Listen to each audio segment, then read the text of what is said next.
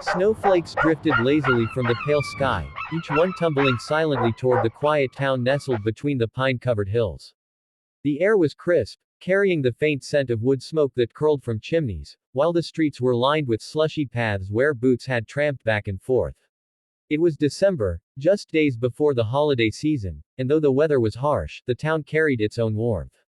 People bustled in and out of small shops, exchanging greetings, laughter, and sometimes even a cup of hot chocolate shared by a generous neighbor. At the edge of town, down a narrow street that ended where the forest began, stood a row of weathered wooden houses. Paint peeled from the siding, shutters sagged tiredly, and rooftops were patched with uneven shingles. Yet for the families inside, those houses carried stories, memories, and the comforts of home. In one of these lived a boy named Daniel. Daniel was 6, with cheeks that flushed red in the cold and eyes full of curiosity.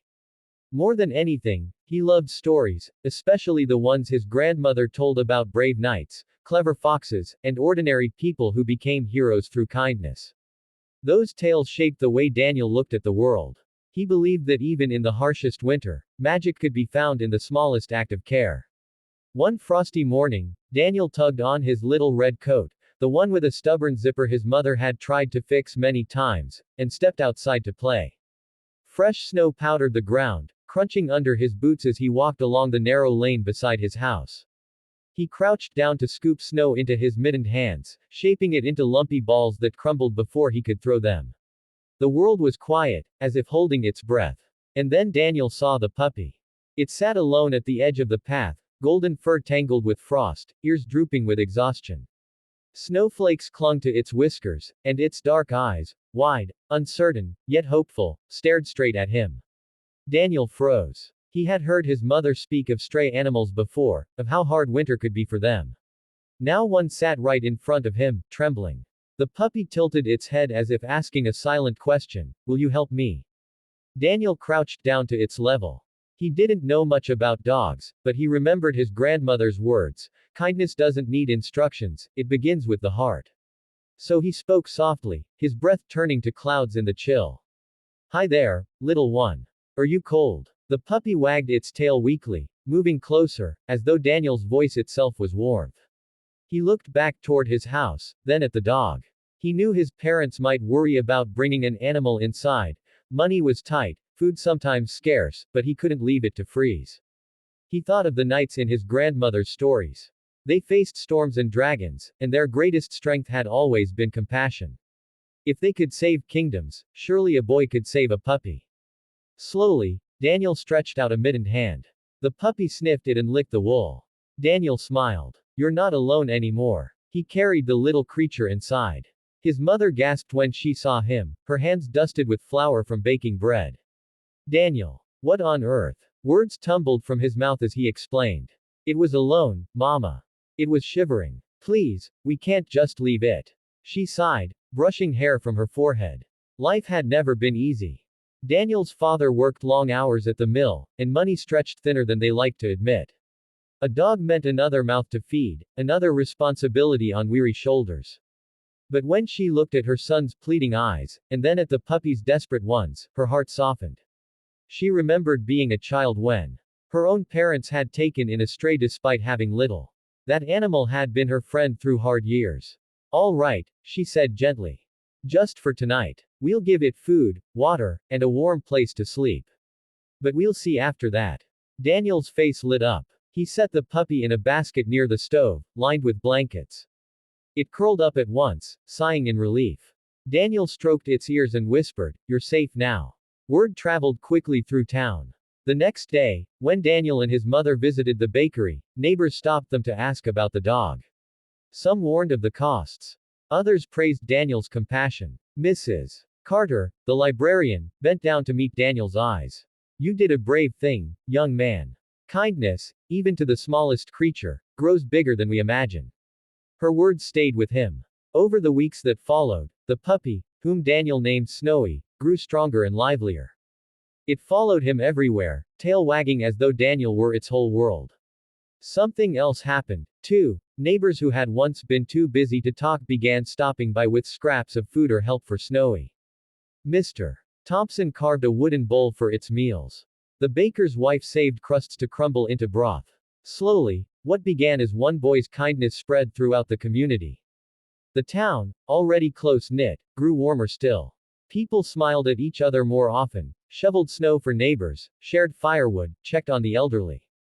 And at the center of it all was Daniel and his puppy, reminders that compassion is contagious. Then came January with its fiercest storm in 20 years.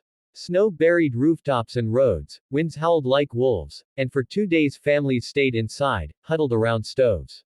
Daniel and Snowy curled together under a blanket, listening to the storm.